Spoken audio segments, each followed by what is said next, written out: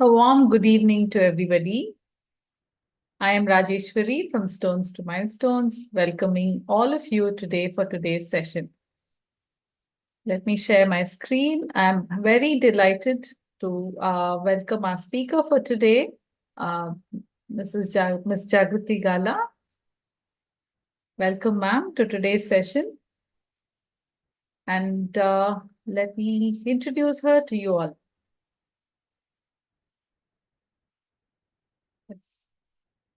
Jagrati ma'am's life has been a profound journey of seeking inner harmony amid social contrasts. She dedicates herself to facilitating this quest for a true home for both herself and others. As the founder and managing trustee of the nonprofit Aura and co-founder of Stones to Milestones, she's transformed children's education through social emotional learning in India. Engaging in transformational coaching, Jagrati ma'am thrives as a coach, a faculty and mentor, influencing positive change. Her expertise spans organizational development, visioning, leadership development, and team synergy. With a deep spiritual core, she infuses her coaching and facilitation style with positivity, clarity, and compassionate action. Among her impressive qualifications, she holds a degree in education from the Harvard University's Project Zero and has received training in emotional intelligence, appreciative inquiry, human process work, and is certified as a Hogan Personality Inventory Coach. Furthermore, she shines as a distinguished published author, gracing the literary world with her exquisite book titled 99 Marigold Mornings, a collection of heartfelt prayer poems. We are indeed grateful and very happy to have you with us. We have placed all participants on mute because of the number. And if there is anything that you all would like to share, please post it on the chat. And someone from Stones to Milestones will ensure the message is read. Over to you, Jagrati ma'am. I hope you all really enjoyed this session. Thank you, Rajeshwari. I'm just delighted to be here talking about something that's very, very close to my heart.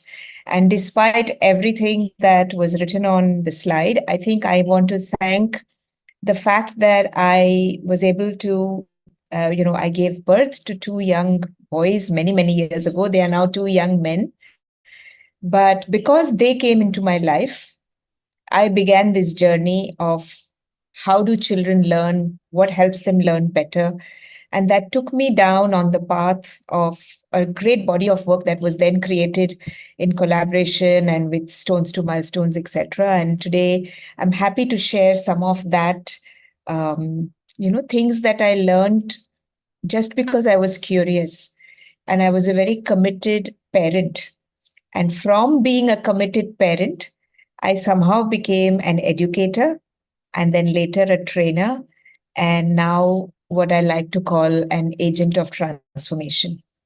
But everything began 30 years ago when my first baby was born. And at that time, I had the thought that I don't want to send this child to school because schools are not giving children what children ought to receive. And so my whole life has been a journey of looking at how can we make the learning experience better for children. Currently, my focus is more on the heart space. And while I began the work with a lot of understanding about cognitive development, about thinking, about learning, about reading, slowly it took me into the heart space. And now I'm focused more on how do we transform ourselves inside? How do we lead more effective, happy, peaceful, generative life? So, anyway, I am very, very happy to be here with such a big crowd of teachers. Whenever I see a teacher, I want to welcome you with appreciation because it's a hard job being a teacher.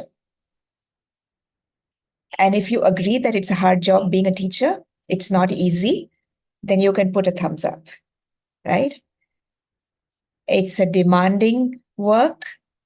And however you got into it, whether you were passionate when you became a teacher and you wanted to change the world and you wanted to, or there was the best option was to become a teacher as a way to move ahead in life, or easy option, you went with the flow and you landed up being a teacher. It doesn't matter. But once you come into it, you change. It changes you. Those children change you. And while it is rewarding, it is also very, very demanding. So, first of all, my big love to all of you teachers out there. And with that, I want to welcome you to today's webinar. Let me just settle my screen a bit. Yeah. Okay. So I'm going to be switching between slide and facing and talking to us.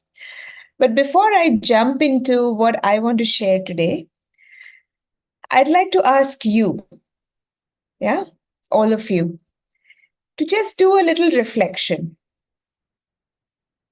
What are you coming to this webinar with? What is on your mind? It's 5 p.m. It is tea time. It is almost the end of the day.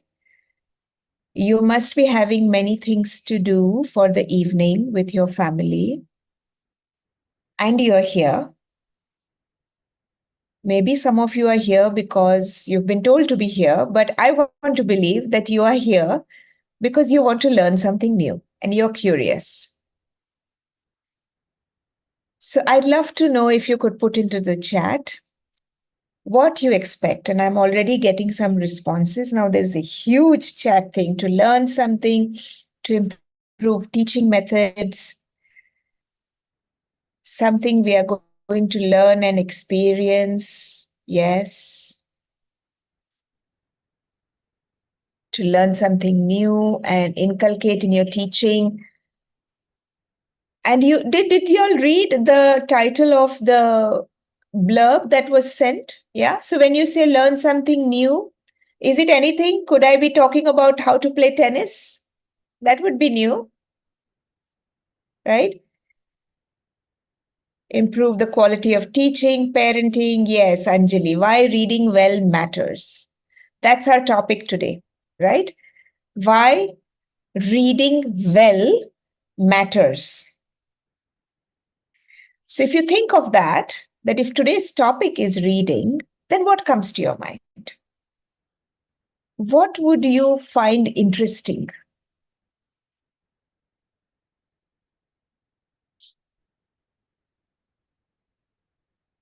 Give it a thought. We'll hold space for a few seconds.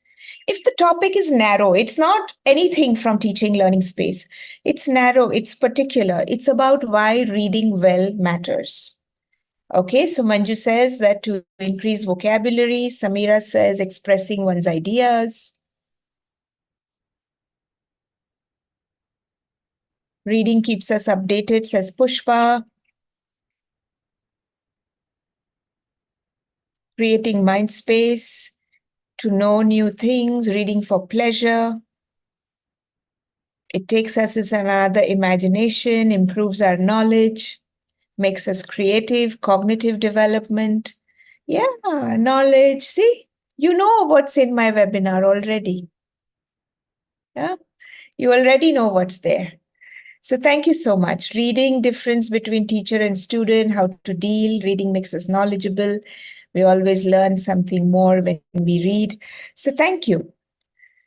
Yes, a little bit of all of that. But mostly our focus today is to understand what is so important about this business of learning how to read. Okay, and so now I'm going to share my screen.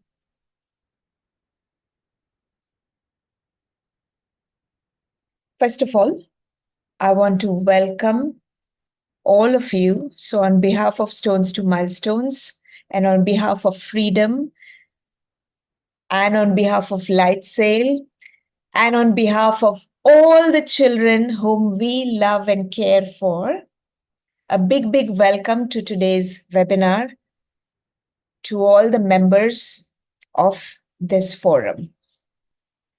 I'm just going to go back one slide and I'm going to say that we have titled our webinar, Reading, it's the bedrock of learning.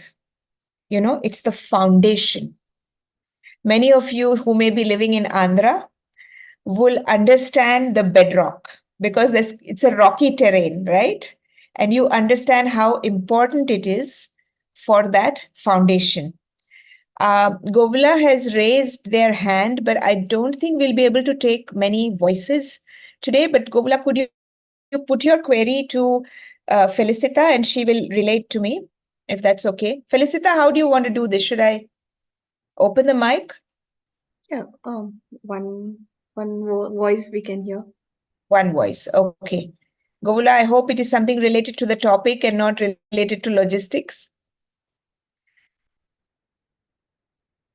I think they stopped raising their hand, so maybe it was a mistake, maybe. I don't know. Okay, but whatever queries you have, and if you put your queries directly to Felicita, she'll be able to, take them. If you put them in the main chat, whether sometimes they get lost because there are so many chats coming one by one. So please put your questions. We'll have some time at the end to look at question answer. So basically today, my intention is to bring our attention to this.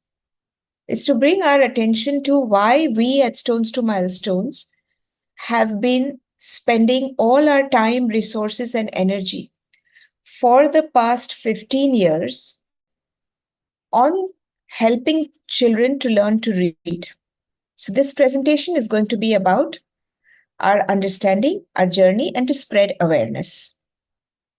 Once again, warm welcome to everybody. And as we begin, let me introduce you. You know, it's a private thing, right? Yeah, this is whom I first fell in love with.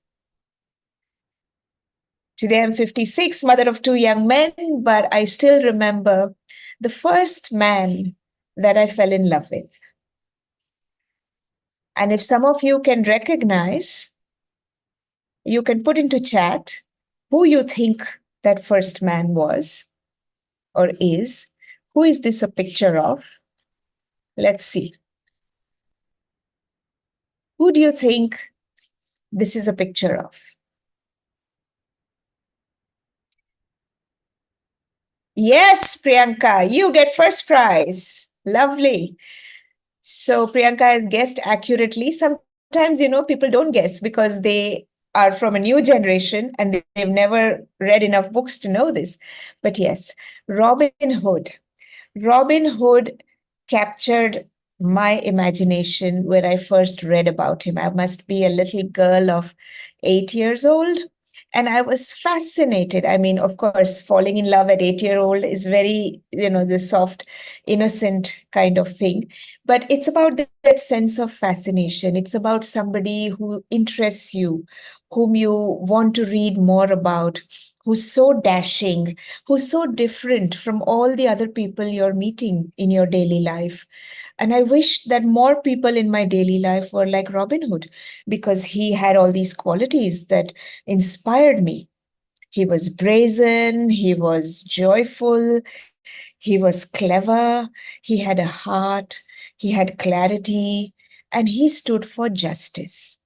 Even though he was doing something wrong by law, but he was doing justice for the people who don't get justice in a different way.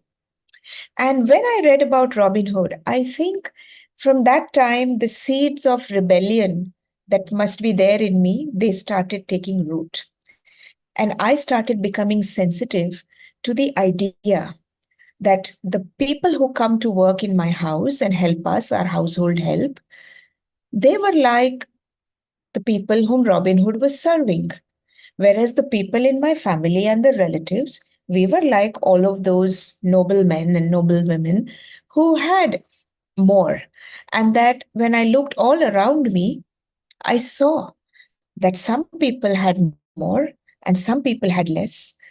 And there was no way this was getting balanced out. And that disturbed me, even as a young child. And it stayed within me. And slowly in my life, in its own way, it expressed itself. I started making choices. I started doing activities. I started engaging in creating work that would help to bridge this gap. I'm still looking for answers. I'm still trying many things. But that is what one story began in my life. It took just one story, which I was reading on a summer afternoon, lying on a bed. It took one story, which is not even a true story, right? It took one character to inspire me. And like that, after Robin Hood, many, many, many characters came into my life through the pages of the book. And so I have this poem which describes my experience. But before that, I invite you to think, who is your love? Who did you read about? Maybe at an early age, maybe recently, but who has inspired you? I'm getting a message that my voice is not audible. Felicita, can you let me know if there is a problem? No, ma'am, you're clearly audible. Okay, so you might just help out. I think Manasa, you might have to see your. So Felicita, you can let me know my chat is on in case, right? Yeah, so Prachi says she fell in love with Mother Teresa or she was inspired by Mother Teresa, right? And I invite you all to take a moment to think of. You may have read about somebody in the newspaper. You may have, read a story like Birbal. Birbal was another person who inspired me a lot when I was young. Yes, Thiruvallavur, Abdul Kalam, Bhartiyar, Swami Vivekanand, Lord Hanuman. Exactly. Grandmother Anne Frank. Yeah. So how did this reach you? Mrs. Indira Gandhi. How did this reach you, Sudha Murthy? Some people, like your mother or your teachers, you were in touch with them, you experienced them. But some people, Shakespeare, Abdul Kalam, you didn't personally experience them. How did they come into your lives? They came into your life through some medium, right? For many of us now in today's world, the medium is audiovisual medium. You found out through YouTube, through television, through Instagram, through Facebook. Sometimes you just saw a video and you heard about them. Sometimes you saw a post. It may be even a small post, but you saw the post. When you saw the post, you read it. And when you read it, you felt inspired. Now, in part 2 of today's webinar, we're going to talk about what's important about that activity where you read even a small post. Forget a book, even something small, even this chat that we are reading right now. Sri Rama, Premchand Munshi, you are also following the chat. You're reading what is on the screen, right? As you're doing that, your brain is doing a very complex activity. And we're going to talk about that in some time. But right now, let's go to this beautiful poem, which I love very much. And I'm going to read it out. While reading, I have touched,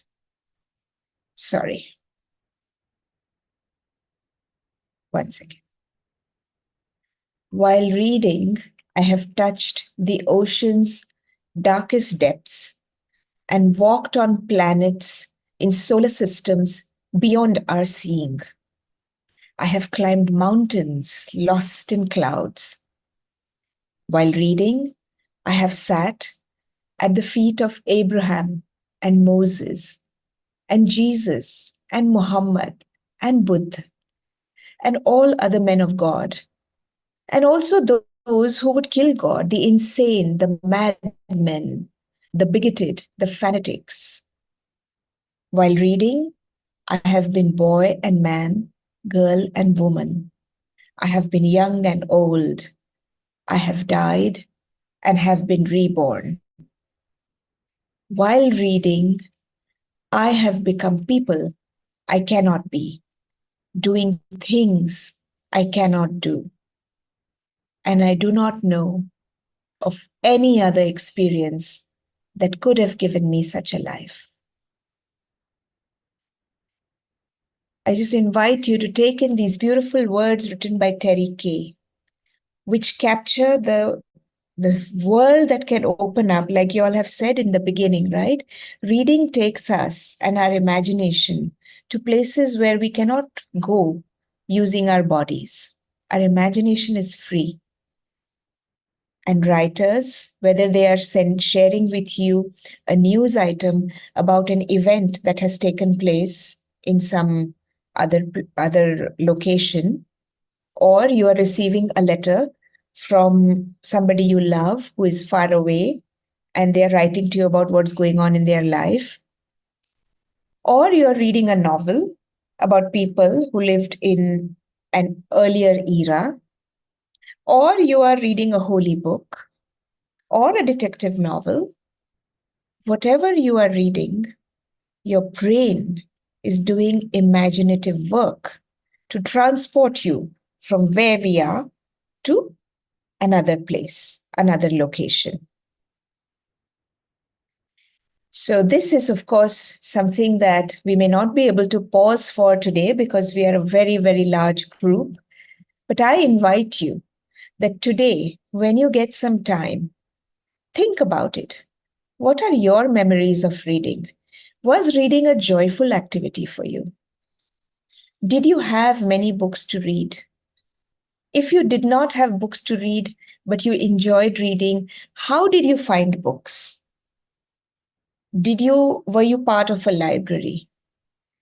Was there a caring adult, a teacher, a parent, a sister, an aunt, an uncle who read to you when you were a child? Did you sometimes pick up books which were too big for you, but you were so curious, you opened them, you wanted to read them? I did all of it. I would like to share my memory. So I was about 7 years old and just moving into class 2 when we moved from Kolkata and we settled down in Mumbai. And I had a father who was very foresighted. And I come from a Gujarati Gujarati family. We speak Gujarati at home. My parents are not educated in English medium. My father learned to speak a little bit of English by reading and by interacting with people and experimenting. My mother was very hesitant and she never tried and she didn't read much. So she was only comfortable with Gujarati. But my father knew that when his children would grow up, the world would have changed, and that in a new and independent India, English was going to be a very important language. And he wanted us to be able to be fluent in that language. So he put me in an English medium school. And he also encouraged a lot of expression and reading, etc. So we moved to Mumbai, and my father used to travel a lot. And that time, this was like 50 years ago, 49 years ago, when I was 7 years old. And airports were not what we know them now to be. They were small, and airplanes were like these magical things. And, very few people traveled by flight. And my father, I remember once we were going to the airport to drop him. And we were all able to go inside the airport, all the way inside, because there was no this kind of security and all. So right next to where he had to check in and everything, there were these two shops. One was a handicraft shop in Mumbai Santa Cruz Domestic Airport, and the other was a bookshop. And he took us to the bookshop. And now my father was a very generous man, but he never thought of taking us for picnics and outings and treats and all of that. He would take us to bookshops. So he took us to this bookshop. My brother was 3 years old. I was 7. And he bought us books. He bought me a book of Grimm's fairy tales, and he bought my brother a book of nursery rhymes. And he also bought me a book on the Bible. And those books, I still remember them to this day. They were colorful, and they were those big books, hardbound and thick.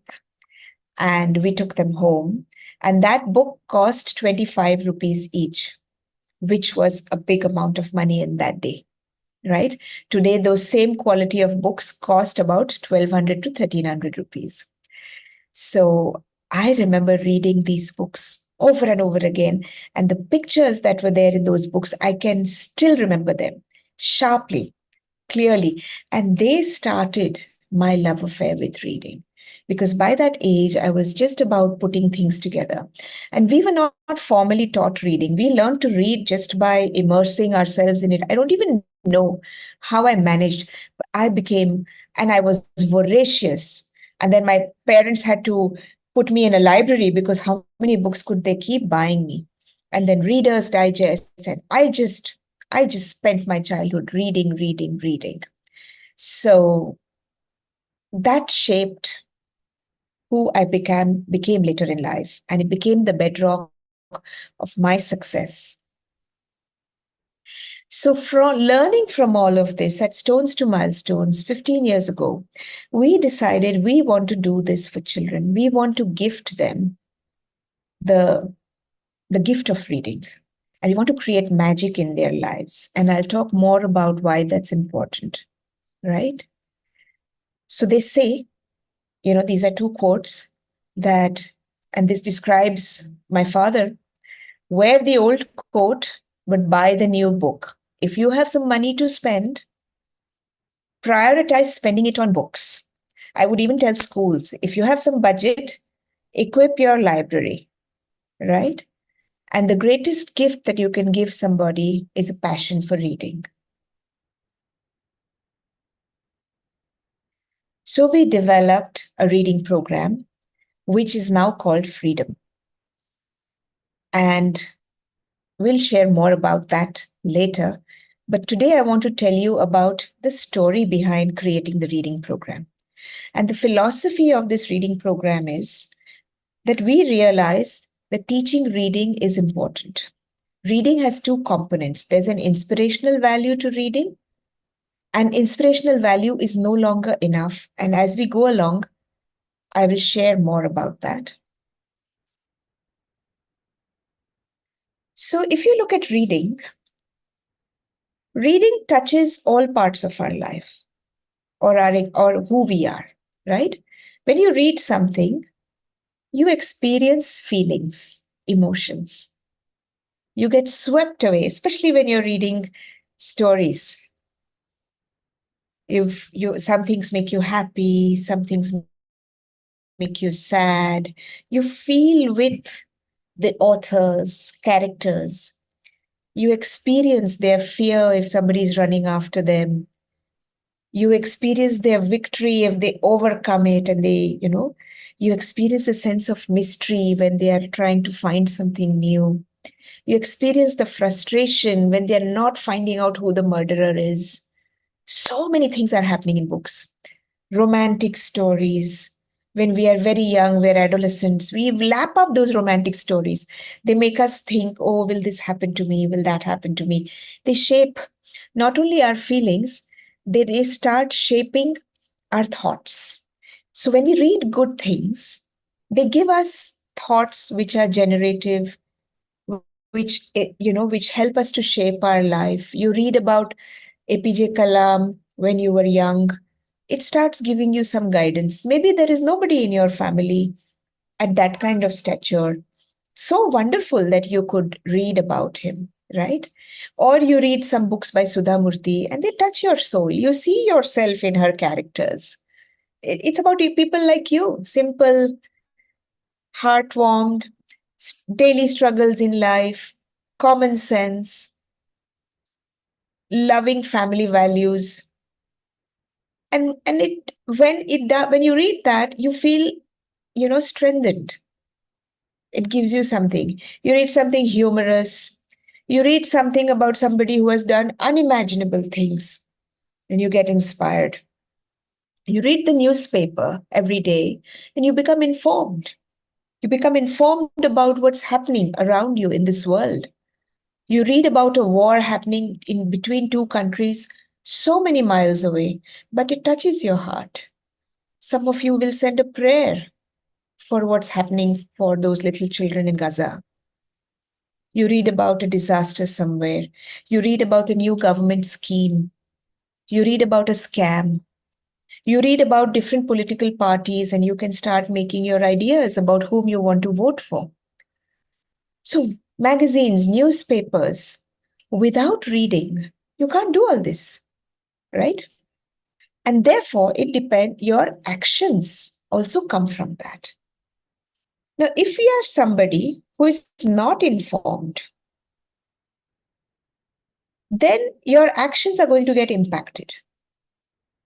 For instance, let me tell you, you know, um, 2-3 days ago, I happened to make a purchase, and I I didn't I didn't read everything in detail. So I didn't read that I could have given my GSTN number. If I give the GSTN number, then some part of what tax I pay comes back to me as input credit.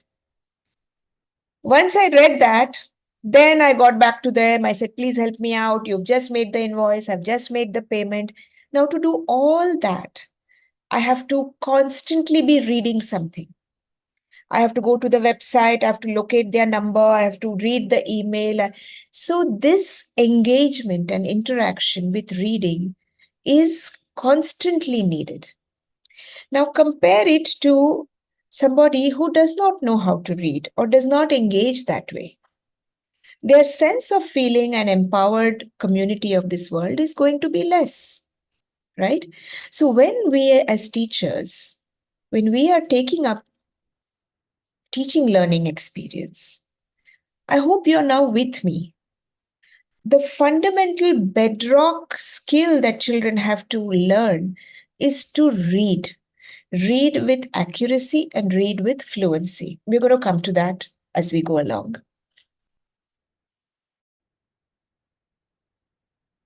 So when I've already kind of covered this, but how does it impact our thoughts, our cognitive development, our creativity, our open-mindedness, our knowledge base? Sometimes, somebody asks me, I'm a good cook. and they enjoy. And I've got a daughter-in-law now, so she was asking me, when did you learn to cook from Nani? So I said, well, I did learn a few things from my mother, but not everything. So most of my cooking I learned through Tarla Dalal. We had a recipe book, and I was in class 6, and that's when I learned to follow a recipe and bake cakes and then make baked dishes and do all of those things, which were not so much what my mother would make. She made traditional food, and I started making all of this fancy food, and I did it through reading. So there, right? So that's how I became creative. My mother would buy me origami books, and I love folding. And she would buy me books for learning how to make craft projects and embroidery. And so from there, my creativity took root. I read books about different cultures, and so I became open-minded. We live like this in India, but somebody else in some other country lives differently, right? And your knowledge base, of course, Reader's Digest. Oh my God, I still am so interested in the human body because Reader's Digest introduced me to so many aspects about the human body. Right. I'm loving that you are writing in the chat. I'm reading the chat. I want you to know that. So Shambhu books and, the rabbit, the wise stories. So your wisdom, your Panchatantra, right? Panchatantra gives so much knowledge, just the Bodhisattva stories. And of course, we also talked about how reading evokes our feelings because, the center for feelings, for emotion is right next to the center for learning. So anything that evokes your feelings, you can learn better. A teacher who goes into a classroom and makes it, very engaging, connects with the children's heart, she can teach the driest of subject to them. But a teacher who goes in like very dry inside, you could be teaching Shakespeare, but they won't pick up anything. You must understand, you have to evoke children's feelings and engage them if you want them to learn in a better way. Sorry, I lost my screen. Yeah. And of course, the actions, your decision making and your interaction. Anybody who's a well-read person and a well-informed person is a very interesting person. You meet them at a party, they have things to say, they have opinions, and they always have something new to talk about, right? So people who read less, they can't do that much. Yeah. These days, of course, with all of the social media influx, the things we are exposed to, our attention span has become very tiny. What I'm talking about is talking about reading books, reading extensively, reading newspapers, reading magazines, reading in a sustained way for a long time. Yeah. And then there is the instructional value and the importance of teaching reading. And now let's talk about why only the inspirational value is not enough. Okay. So please, this is just to make us smile, that there are challenges. Many teachers have a complaint, my children are not reading, right? Or we say, I don't have time to read. But the reason is that there are challenges, and let's see what those challenges are. Those challenges are that first of all, English is a second language in our country. And English is not entirely phonetic. All the languages that are Indian are phonetic. What we write as an alphabet and the sound that we give it is only one. But we don't say, so if we write ka, its sound is ka. If we write ru, the sound is ru. If we put a matra, then the sound will differ, but then the matra, there is a sound associated with that matra. In English, we will say C and pronounce as ka. We will say A and pronounce it in 4 different ways. We will say B-U-T but, where the U is an A, and P-U-T put, where the U is an U. How do we expect little children to make sense of this? Seriously, what were the English thinking when they made their language? Unfortunately or fortunately, whatever it is, the status quo is that English is the prevalent language in the world, and most of the knowledge of the world is documented in English. So it's an important language for us to learn. But is the language logical? No. Can the language, if we have so many words for love in our language, prem, sneh, pyar, and every word has a different kind of meaning. Sneh is the kind of love that exists between siblings or friends. Prem is something that can be between God and you, what your mother can have for you. It can also be what is romantic. Mohabbat is definitely romantic, right? So we have all of this. But here we are in a country with 23 main languages and more than 2,000 other languages and dialects. It's crazy. So our legacy, when the English left, they left English here with us. And that's our legacy. And we also have a complex that this is better. And while it is good and it is important, it is not better. Let's get that clear. Yeah, it's not better. It is good, it's important, it is one more language to learn. But parents have this mindset that it is more sophisticated if my child goes to an English medium school. And so children come to us with barriers. They come to us, and especially I think that the strata of children, the demographic of children whom you are working with, you will connect with me, teachers. You will connect with me. Your own struggle may be that nobody in your family was English speaking. Nobody in my family was English speaking. I would not be speaking the kind of English I do today if I had not had the base of reading. I would not be. It started my competency in language, right? And then I may have an internal gift, so I progress and I love it, and all of that is secondary. But exactly, I see a lot of you agreeing to what I'm saying. Thank you so much for populating it, and I'm glad to know you all are with me, because unfortunately, this is a one-way webinar and only I'm going to be talking. But I hope that step by step, the things that I'm saying are engaging and reaching you. So we also teachers lack training. They may not have English competency themselves, and they do not know how to teach this language. Reading is not a priority in schools, math and science is, but nobody understands that in order to do a math problem, I need to first be able to read. At the least, I have to read the numbers. At the least, I have to read the symbols, plus, minus, cross, division. I have to be able to read it. After that, I have to be able to read the word problems. And word problems, all math teachers will understand. They are logic. And to crack that logic, you have to have the logic of the language. You have to know which part. If you go to a good tutorial, they will teach you how to take the word problem apart.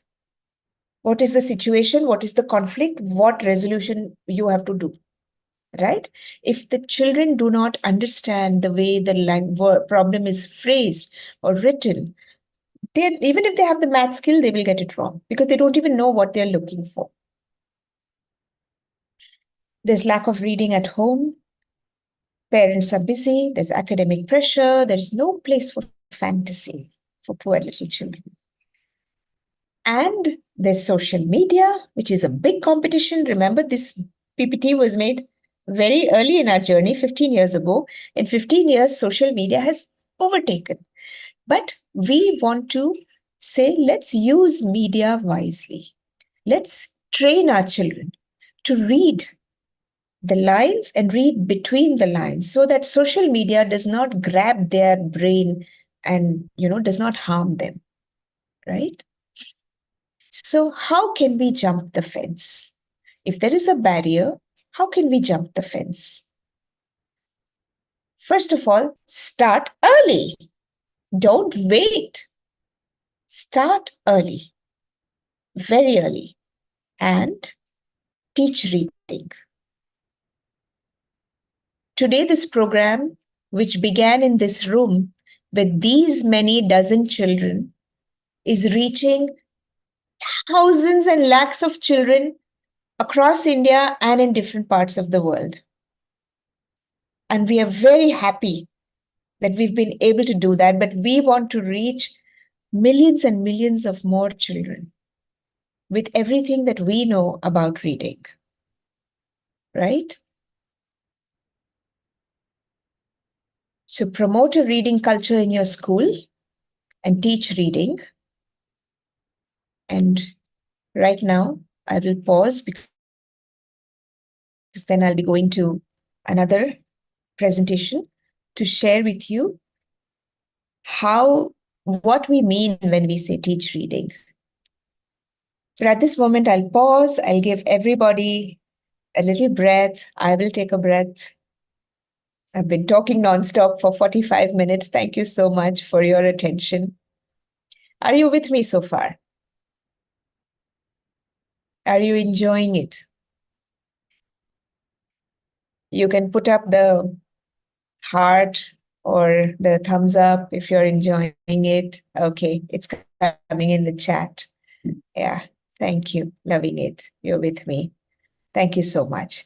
Yeah, because it's very hard, when I can't see all of you and I don't want to do something that's boring you. So thank you so much. Okay, so let's do a little shake and get ready for the next part. You feel free to get up, sit down, do what you need to become prepared for the second half of today's webinar, where I'm going to take you through the science of how we learn to read. Because if you want to teach children how to do something, you first need to know how that is built.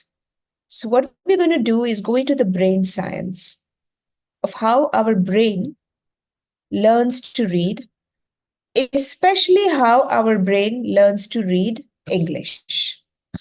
Okay. Oh, thank you, Rama, that's lovely. I'm going to learn that emoji. It's a nice, good one. Thank you. Okay. So just a moment. I will make it a big screen.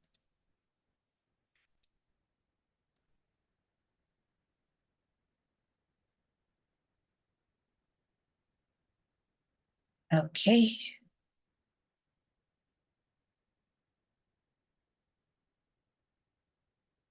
So we call this 3 to 3. 3 here, the first 3 stands for 3 years. 3 years is when children enter formal learning, right? Before that also they're learning. From the time they're born, they're learning, right? The first thing they learn once they're born is, if I cry, mama comes to me, I get fed.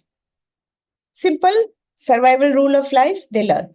So we are constantly learning, and the brain is super active before the age of 4. So by the time children come to us, we've already lost 3 years from their super active phase. But anyway, I have written over here the formal time when they come into school, 3, and this is class 3.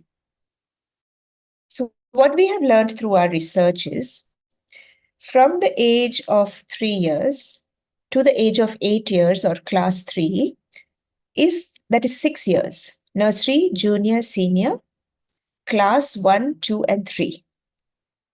6 years is what it takes for children to learn how to read independently. And I'll also share what that means.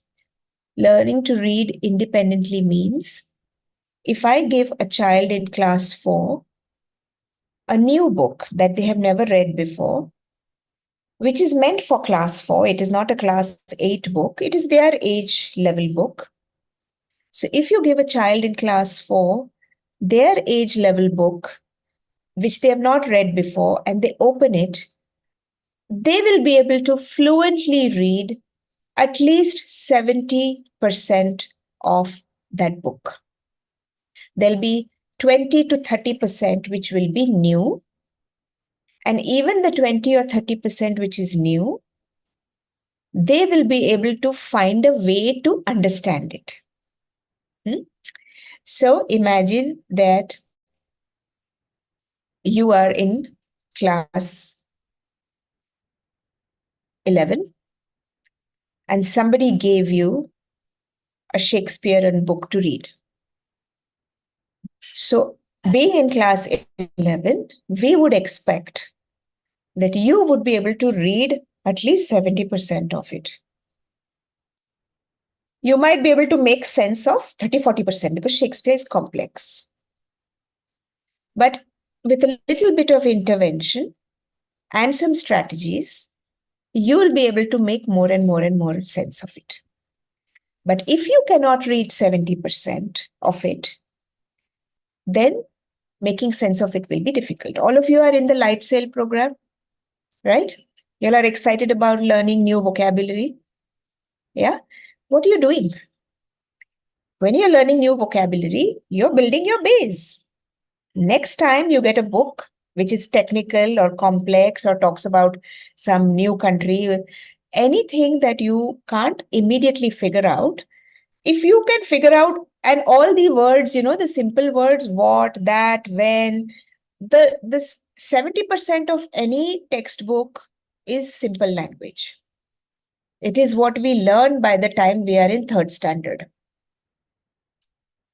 By the time we are in third standard, we are able to read enough words which will equip us to read that other 30% as we keep progressing on our reading journey. So I'm going to go further so that you all will be, it's very interesting. Yeah, I loved it. I loved it when I discovered all this.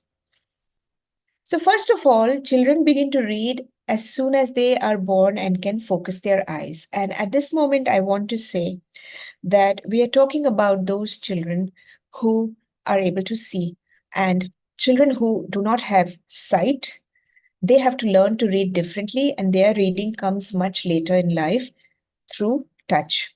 You may have seen the movie Black, and even there you know that she became independent when her teacher taught her to read by putting it all in her palms. Yeah, she learned to read differently. And when she learned to read that way, she became free. So most children learn to read as soon as they are born and can focus their eyes. The first reading distance is this. They look into the mama's eyes. That is about 20-25 centimeters. That is the focus distance where a child's vision is sharp. And nature has made it that way. So the child can see you and you can see the child.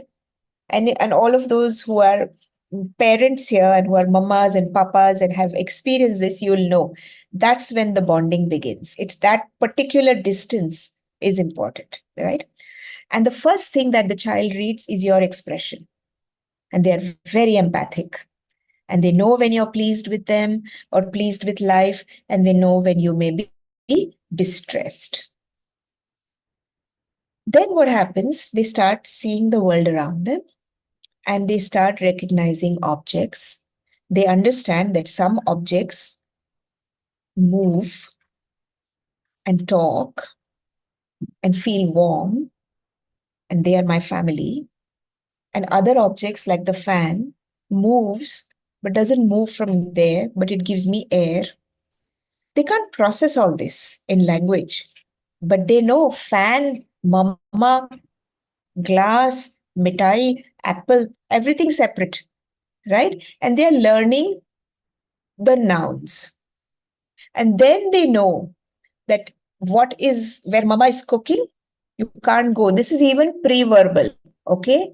They felt the heat, they will not touch it again, right? Or they go in the garden, they felt the thorn, they will pull back. They've understood in their mind the concept of thorn, the concept of flower. Everything is a concept. Yeah. And then by the time they come to the age of 3, they move to formal literacy and reading.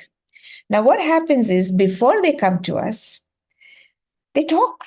When a child comes to school for the first time in his mother tongue, if the child was in a family where there were adults who were interactive, then the child would have learned at least 350 words in their local language. If English was spoken at home, the child would have learned 350 English words. So between 250 to 350 is the amount of words they come to school with, right? And after that, we build on that. So in that age, if these children were exposed to people who read out books to them, who showed them pictures in the books, who did all of these things, then their vocabulary is more. If they come from a home where parents were too busy or there was some challenge, there is some depression sometimes in the home, there are situations where parents cannot pay attention to children. Very few people talk to them, they're left to themselves, they're not given stimulating opportunities or toys or things to touch. Then you notice that their cognitive abilities are limited and their vocabulary is also limited. I'm seeing something coming up in chat, so let me see what's happening. Okay. Yeah. Right.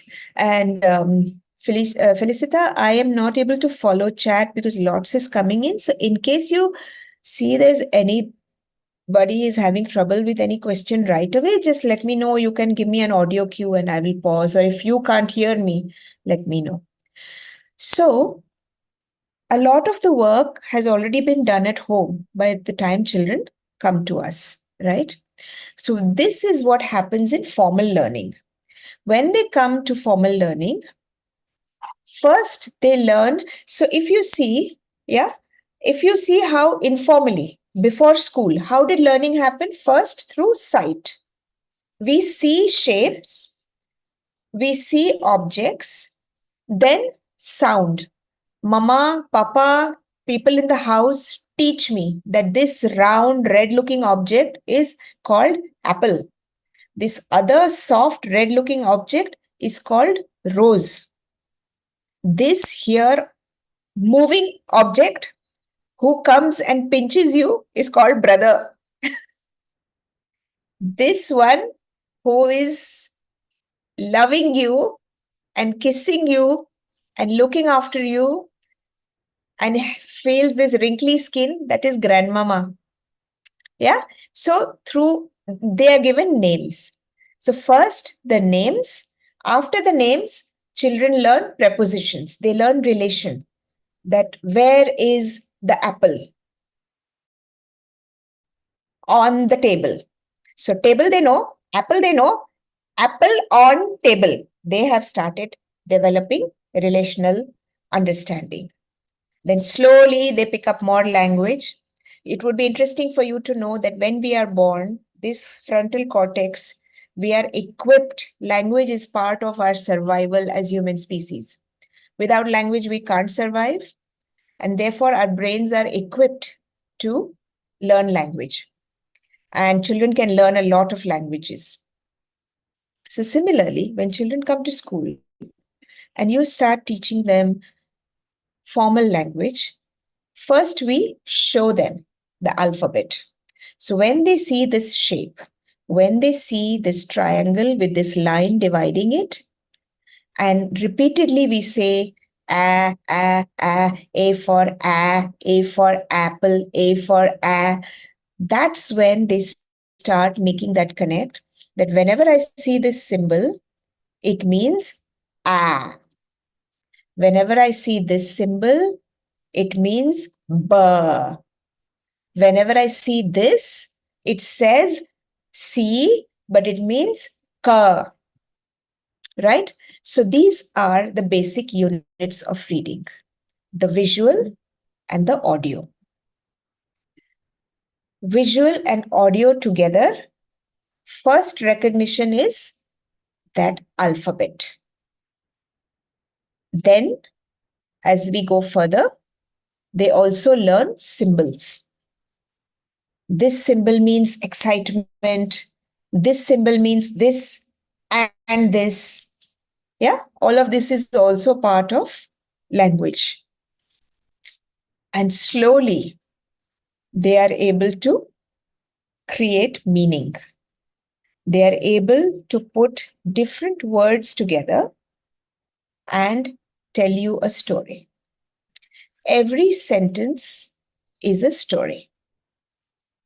Apple on table is also a story, but it is not a full word. I mean, a full sentence, a proper sentence. The apple is on the table is a full sentence. So that's where grammar comes in. And slowly, through a very complex and different pace of the eyes, then the ears, then the brain, then putting it all together, then your experience, then your memory. When all of this happens, that's when this whole thing moves ahead. Felicita, you could just please disable the whiteboard thing. There's someone touches it, it comes up. So the way children learn is first alphabets and symbols, moves to sentences, and then stories, right? So it takes time, 6 years for children to master reading skills. And how it happens is that, and this is what I've already shared with you, an independent reader is one who knows many words, right? And when they don't know a new word, they know how to tackle it. They know where to go to. Refer to a dictionary, ask somebody for support, make a connection, take a guess, refer to an earlier impression. Have you ever tried to learn a new language as an adult learner? If you have tried to learn a new language, only then you'll understand the beauty of whatever I've shared today, because you'll be able to attend to it. And I welcome you that if you want to understand how this learning happens, try to pick up a new language, even if for a few days, just for fun, just to get to kindergarten level. How you learn the alphabets, how you learn the sounds, how you'll put the words, the nouns with pictures, how you will learn the prepositions, the symbols, then the rules of the grammar. And the rules of the grammar cannot be learned independently the way they are taught in our schools. That is all, it's not a good way. I was never taught formal grammar till I was in class 6. That's when we were told parts of language is noun, adjective, adverb. We were not taught all that in class 1. In class 1, my teachers told me stories. We were given our books and we were allowed to make our mistakes. We talked in English. If it was a Hindi class, we spoke in Hindi. And it is through the listening and all of that we started to understand the syntax. When you learned your mother tongue, did your parents sit with a grammar book to teach you? They didn't. You heard all the adults in your family and community speak, and you imitated and you learned. It's just a natural process. But it is so messed up in schools because English is not our natural language. Therefore, we have to do all of these things to help children, to make them fluent. Right? So, as part of our freedom program, as part of what you are also now doing, we want independent readers. We want to teach children to use many strategies. So we will say about our children, for instance, my children, my older one is now 30, my younger one is 27. They're both learning, they know how to cook because they live far away in another country. So I say that they are independent because when he's cooking, if he comes across a problem, he doesn't have an ingredient, he'll have a new strategy. First of all, he'll try to understand what is this ingredient. So he'll call me up, or he'll look up on the internet, or he will ask a friend. Yeah, different strategies to find out what is this ingredient. Then he doesn't have that ingredient. He will use another strategy. this looks like something else I know. Maybe I can use that. And he can be creative. So when he can do all of those things, he can feed himself. He's independent. Can we raise readers like that who are independent by class 3? That if I don't know, at least I know what to do when I don't know. Yeah. So some of these strategies that we teach children are decoding. Decoding is actually the whole, the sound and alphabet and all of those rules of language, the phonetics and all of that come in here. We also guess the meaning. You know 4 words in this sentence. You see the picture over there. You know what has happened before. What do you think it could be happening in this? Many times we guess correctly. Look up a dictionary, understand the context, discuss with your peers, put your brains together, relate to what you have previously known. It's a very collaborative, community-based effort of joy. It's not an effort of feeling like a failure. It's an effort of saying, okay, if I know 70%, the rest is, I know how to tackle the rest. That's the confidence that we want to build for our readers. And therefore, the role of a reading teacher is to help prepare the children towards independence. And our urging is that every school needs to take this seriously and appoint a reading teacher, or at least the language teachers should know how to teach reading in a systematic way, right? So the reading teacher prepares the children in different ways, prepares the children for fluency, speed and accuracy. This is where all your phonics and all of that comes in. Fluency is what we focus when children are very young. We teach them all those skills. But fluency and comprehension both tie into each other. If I'm very fluent, but I'm not able to understand what it is, I will not be connected. My fluency will drop. For instance, I am very fluent at speaking my native language, Gujarati. I'm not fluent at reading it.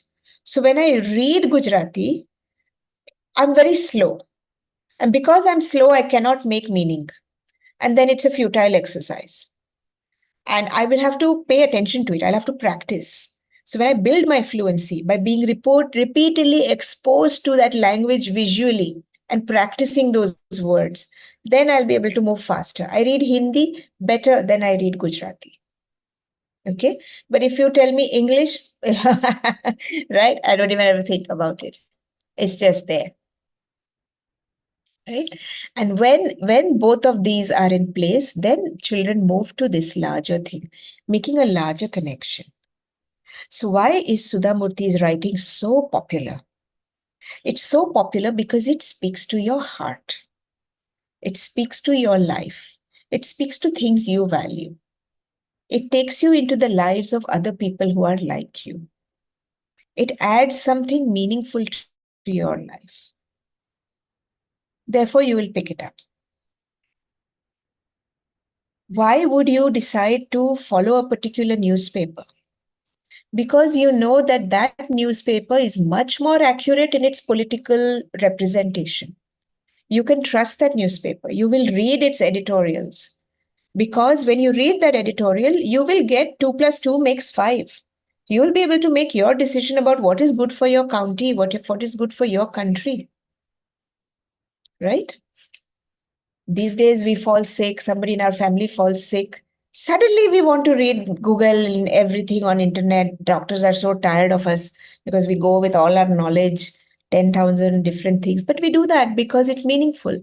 Our context is pushing us to learn more about it. And we can participate in our life in a better way, in a more informed way. Right? There's a sense of control that you get from reading. So these are 3 very important aspects of learning to read. Okay.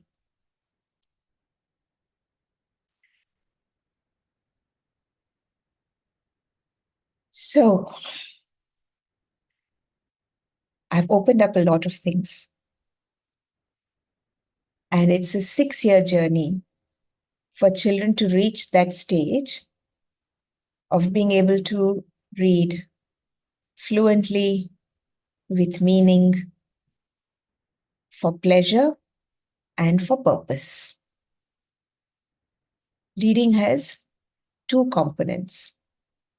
Somehow the way our education system is shaping up, majority of our educators and students are only exposed to the purpose of reading part. And that's very boring because the meaning is not there. The context is not there. The emotion is not there. And the skill is not there.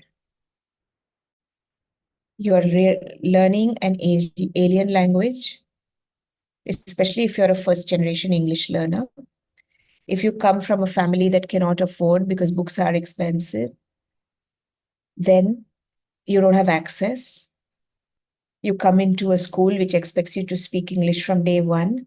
So even those 350 words, which you would have used to build your better understanding, suddenly gone. Now you have only 5-10 words. Thank you, no, sorry.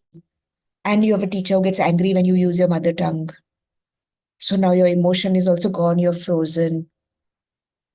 We've lost the learner with these tactics. We've lost them. It is nonsense.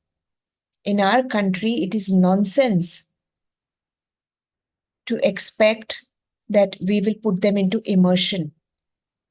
I'm an advocate of a bilingual effort.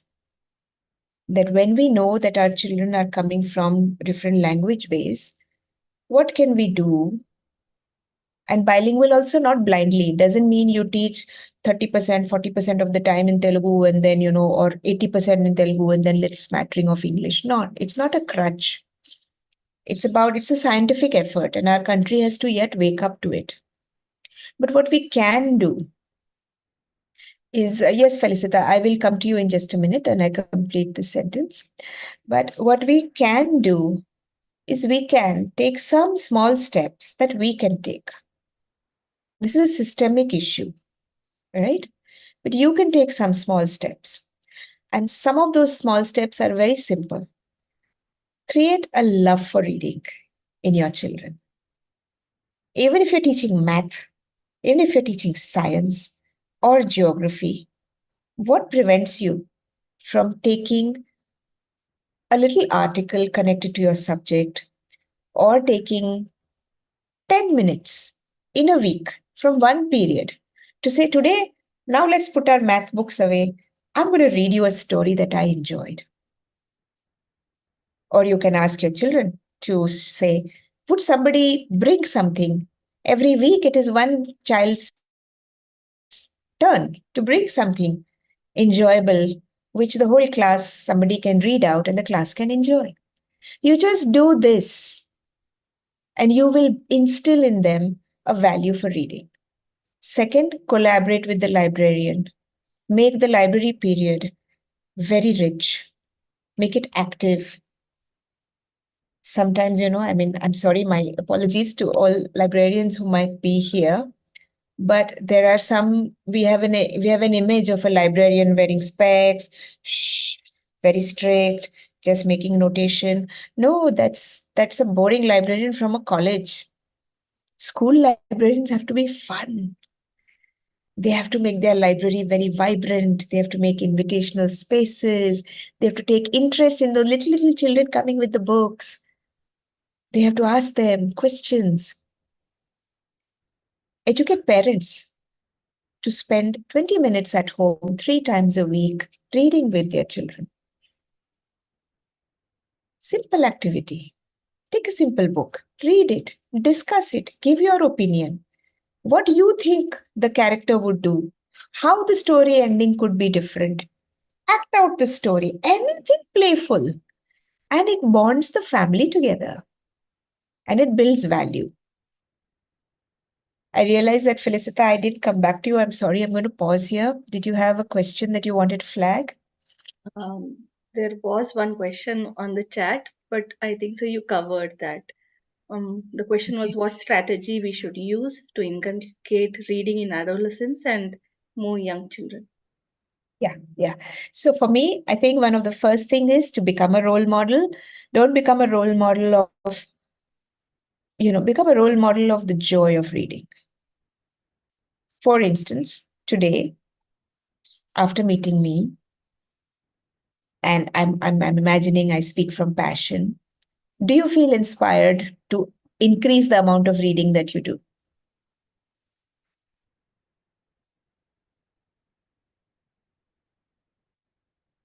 Yes. So I'm seeing a lot of yeses coming up, right?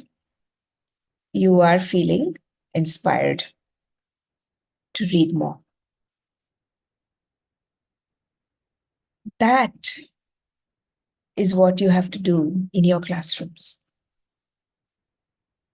Bring in matter that brings us alive, that brings our emotions alive, that helps us to go beyond ourselves. And I'm telling you, our children are so pure and they're so open to anything that will incite their curiosity, will touch their heart, will speak to their situation. And if you're working with adolescents, it's a precious age. They have come into this emotional, churning because of their body changes and the stage of life. You might find more resistance there. So, as I said, start early. So, all of those who are teaching the younger classes, this is a lot for you. But for those who are teaching the older classes, your approach has to be different. You have to become their friend. You have to gain their trust. You have to bring something into the classroom, which is the chance of success is high. The challenge is just 10% more. When it's called the zone of proximal learning. Don't bring in something which is so complex and out of their context that they won't relate to it. But bring something where they feel that 70% success or 80% success. And then the 20% that they don't know, give them that feeling, we'll do it together. Let's see. You don't know this. I'm telling you, even if you try this out in your own way, 3 or 4 times a year, that class will be a life-changing class for people. Don't underestimate the power of real solid work where you are trusting children and it's out of syllabus and all that, and you've done something creative. Children will remember it for years and years, and it will stay with them. Your efforts will not be in vain. So if you have resistance inside you, or a man is saying nice things, where is the time? So much to deliver. What does ma'am understand? She's sitting there, my context. I'm saying try it out. You don't have to be teaching language. You have to be a person who understands the importance of this and a person who's willing to play with it and learn from the children. And you'll be surprised. So while there is a systematic approach to do this and it's intense and long, it can also be done in an ad hoc way by making few changes in your daily routine and in the school. Yeah.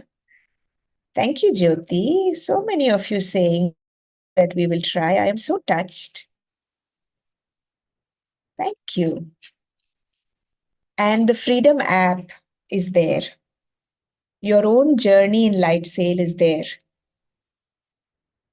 You will be able to fly with it.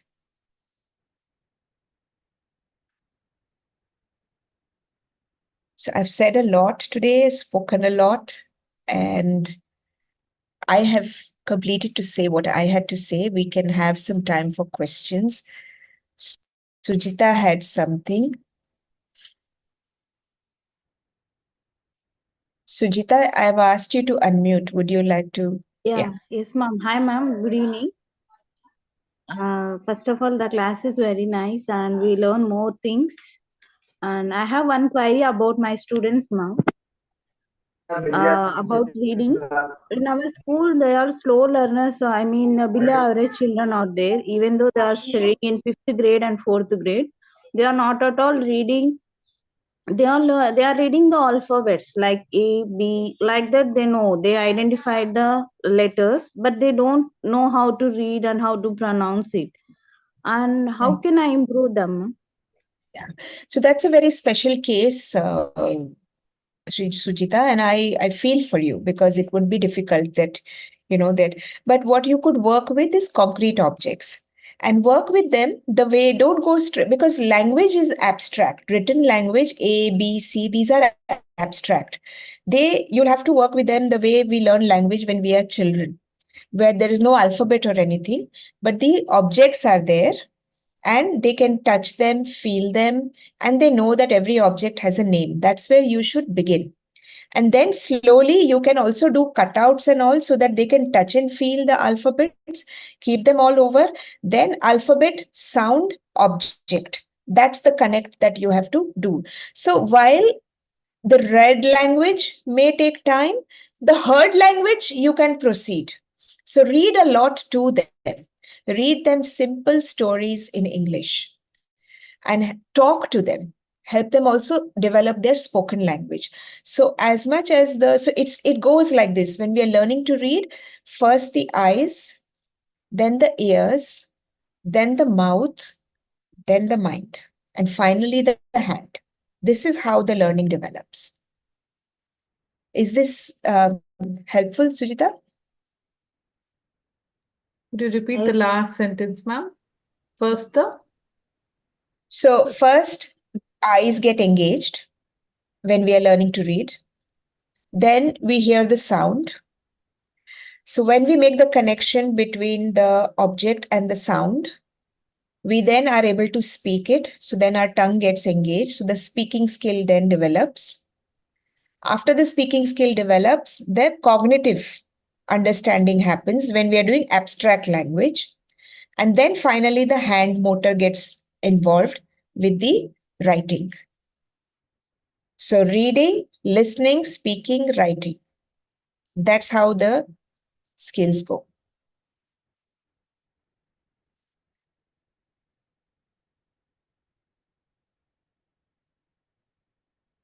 Okay. I'm so happy to hear all these comments. It's been a long time since I did this one. I've gone so much into the heart space. I've come back to the reading after a long time, and thank you. Do we have any more questions or should we start to close?